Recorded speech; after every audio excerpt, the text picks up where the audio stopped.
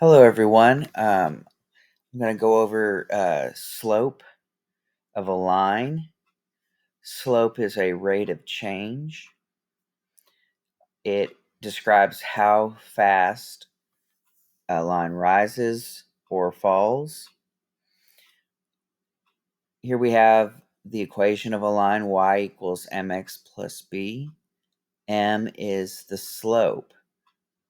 You notice how m is the number attached to x. Don't worry about b. We're not going to go into that today. But if you have y equals some number m and then x, m is the slope. To illustrate that, I want to go to Desmos. Here I have some equations that I've chosen in advance to illustrate how if you change the slope, it changes how fast your line rises or falls. So starting with a very small positive number, here we have a line with a very gentle slope. It's rising, but not very fast. All right, so a small positive slope. It's rising as you go to the right.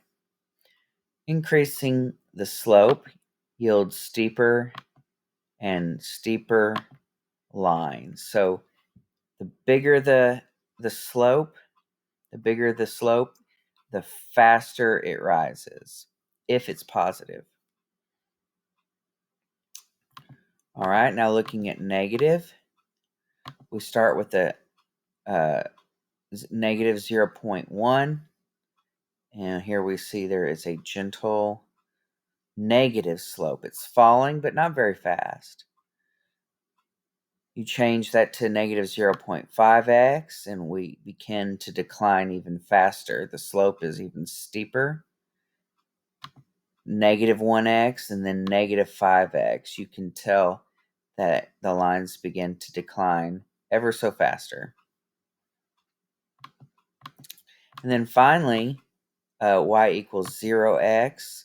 This purple line right here, this horizontal flat line, that is a zero slope. So having a slope of 0 produces a flat line. It's not rising, it's not falling. It's neither positive nor negative. All right, so if you have a line and you have any 2 points, remember every point is an xy pair. So here we have x1, y1, x2, y2. If you have 2 points on a line, you can find its slope. All right? And slope can be thought of as how fast is my line rising as it runs? The bigger the rise for the same run will yield a steeper slope. Whereas if the rise is not so much for the same run, it produces a more gentle slope.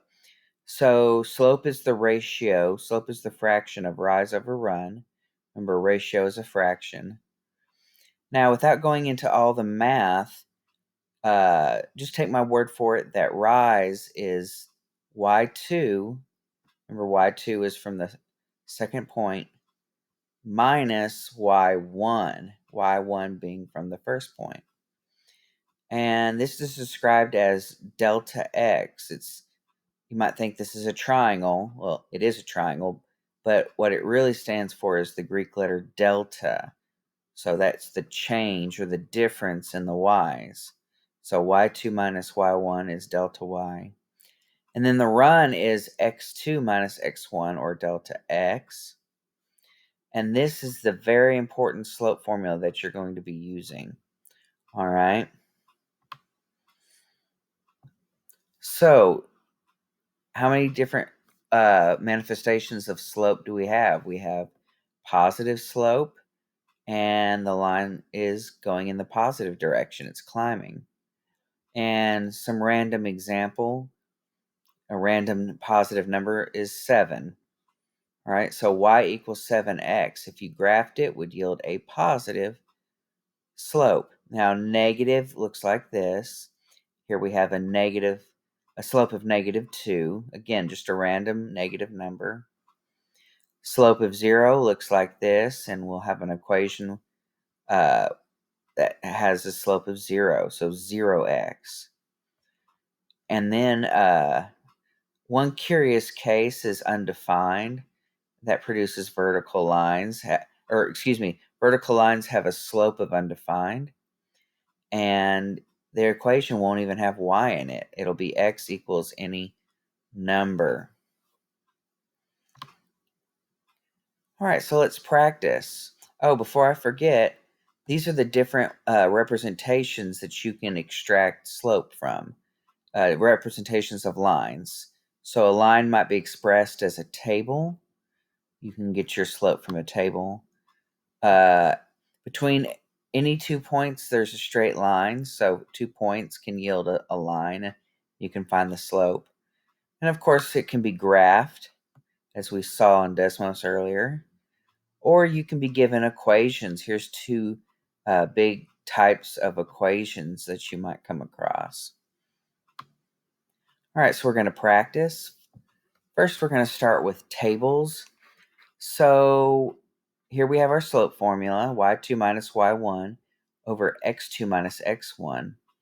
And we have a slope of x's and it's a table of x's and y's.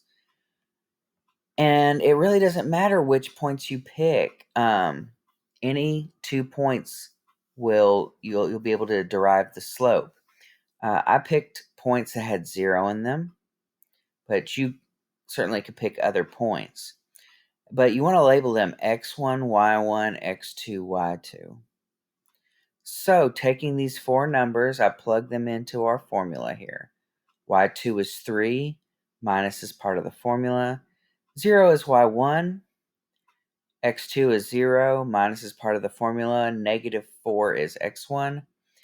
Using a calculator or old-fashioned math skills, we get 3 over 4. If you have a graphing calculator, you want to check to see if this will reduce. If not, and this does not, you have your slope. It's positive 3/4. What happens if your table is turned sideways? Well, just make sure that you label the right values. So here would be your x1, x2. Here will be your y1, y2. Plug it into your formula. Boom, you get the slope. So that is how you handle finding the slope from tables. Ordered pairs are even easier. You just label x1, y1, x2, y2, plug it in to your slope formula. Reduce the fraction, you get your answer. Same over here. Graph is a little trickier, and the trickiest part is finding points that lie perfectly on the crosshairs. It has to lie perfectly on the crosshairs. Now there's multiple points, but you only need 2. So I use these 2. And you need to do rise over run. Make you a triangle. So rise over run. How many did we rise from one point to another?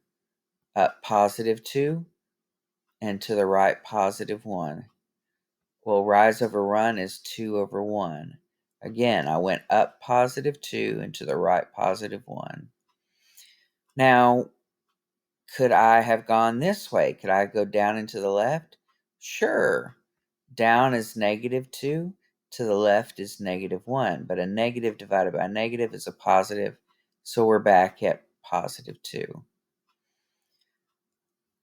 Here I made a mistake. I thought I had found a viable point, but upon inspection, it was not perfectly on the bullseye.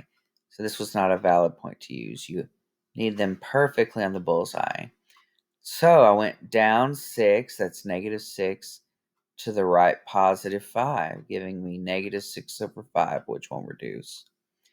Again, I could have gone up positive 6 and to the left negative 5 to get the same exact answer. Either way will work. Remember, if you're going up, it's considered positive, as well as if you're going to the right. Down is considered negative, and to the left is also considered negative. Probably the easiest thing to do is if you're given an equation in slope-intercept form, y equals mx plus b, Or point slope form, which is y minus y1 equals m parentheses x minus x1. And somebody asks you, what is m, the slope? Well, you just look on the equation where what's attached to x. So over here, y equals 5x minus 6. M is attached to x, therefore your slope, m, is 5. Here, your slope is 2/3 because m is attached to parentheses x. There was an invisible 1 here, so our slope is -1. Again, that's what's attached to the x. That's the slope. And then finally here, the slope was 3. And as a final note, notice how we have some vocab words that all refer to slope, such as steepness, ratio, remember rise over run, rate of change, and slope.